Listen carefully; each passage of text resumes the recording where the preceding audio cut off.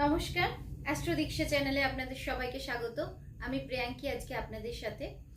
আজকে আমি যে বিষয়টা নিয়ে কথা বলবো, এটি একটি ভীষণ গুরুত্বপূর্ণ বিষয় এবং এই বিষয়টি নিয়ে আমরা বেশিরভাগ লোকই সবসময় একটা চিন্তার মধ্যে থাকি। সেটি হলো যে সরকারি চাকরি। সরকারি চাকরি কিন্তু আজকালকার দিনে একটা খুব এমন একটা বিষয় হয়ে দাঁড়িয়েছে যে এটা পাওয়া মানে একটা বিশাল মূল্যবান জিনিস আমাদের হাতে আমরা পেয়ে গেছি, এরকম একটা ব্যাপার। কারণ এটা এখন এতটাই আমাদের হাতের নাগালের বাইরে চলে গেছে। কিন্তু তাই বলে কি মানুষের সরকারি চাকরি হয় না? অবশ্যই হয়। এবার এবার সেই সরকারি চাকরি কিন্তু আজ ঠিকঠাকভাবে আমি পাবো কিনা সেটা কিন্তু অবশ্যই আমার জন্মছক বলবে। তো সরকারি চাকরির ক্ষেত্রে কিছু কিছু কম্বিনেশন আছে যেগুলোকে আমাদের একটু মাথায় রাখতে হবে। তো আমাদের কাছে মোটামুটি জন্মছক সবারই রয়েছে। তো জন্মছকের মধ্যে থেকে আমি কয়েকটা জিনিস আপনাদের সাথে শেয়ার করছি, সেগুলো আপনারা নিজেরাও চাইলে দেখতে পারেন। তো প্রথম জন্মছকে যেটা আমার ফার্স্ট হাউস, সেটা হচ্ছে আমার লগ্ন। অর্থাৎ যে ঘরে ল বলে লেখা থাকে সেটাই হচ্ছে আমাদের লগ্ন। সেই লগ্ন থেকে আমি যদি অ্যান্টি ক্লকওয়াইজ ঘুরি, সেই হিসাবে পর লগ্নের পর থেকে লগ্ন হচ্ছে 1 এবং তারপরে হচ্ছে 2, 3, 4, 5, 6, এভাবে আমি 12টা ঘর ঘুরে আসব এবং এই বিষয়টা কিন্তু অবশ্যই অ্যান্টি ক্লকওয়াইজ হবে।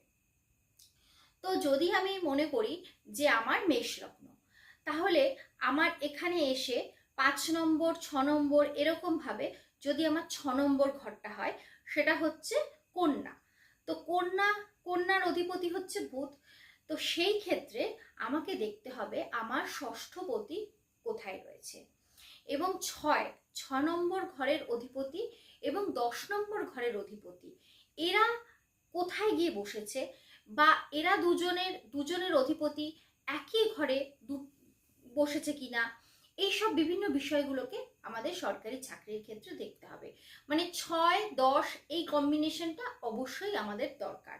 ষষ্ঠ ভাবের অধিপতি এবং দশম ভাবের অধিপতি কোথায় গিয়ে বসেছে, তাদের মধ্যে কি পরস্পর দৃষ্টি বিনিময় হয়েছে, কিংবা তারা কি দুজনে কোনো একটা ঘরে একসাথে বসেছে, এই বিষয়গুলোকে আমাদের দেখতে হবে। এবং তার সাথে আমাদেরকে অবশ্যই শনিদেবের পজিশনটা দেখতে হবে, যে শনিদেব খুব খারাপ ঘরে কি খুব ভালো ঘরে, কোন ঘরে শনিদেব বসেছে। কারণ শনিদেবকে আমরা কিন্তু সরকারি চাকরির ক্ষেত্রে খুব ইম্পর্টেন্স দিয়ে থাকি।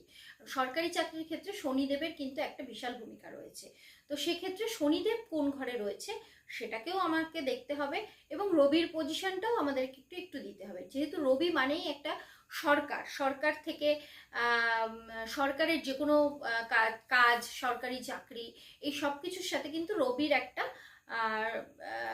একটা সম্পর্ক রয়েছে। তো সুতরাং শনি রবি এই দুজনের পজিশনটাও দেখতে হবে এবং 6-এর অধিপতি 10-এর অধিপতি অবশ্যই কিন্তু আমাদেরকে দেখতে হবে।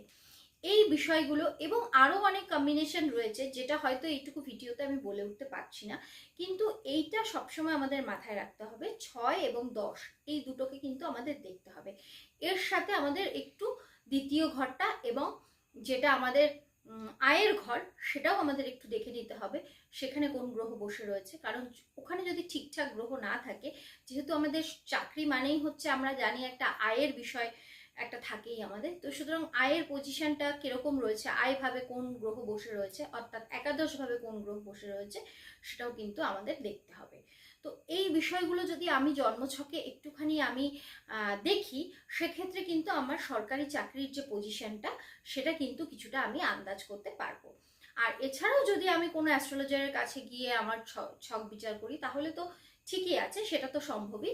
আর যদি সেটা নাও হয়, আপনারা নিজেরা বাড়িতে বসে কিন্তু এই সরকারি চাকরির কম্বিনেশনটা একটুখানি আপনাদের চার্টে দেখে নিতে পারেন। তো আজকের জন্য আমার ভিডিওটা এই পর্যন্তই।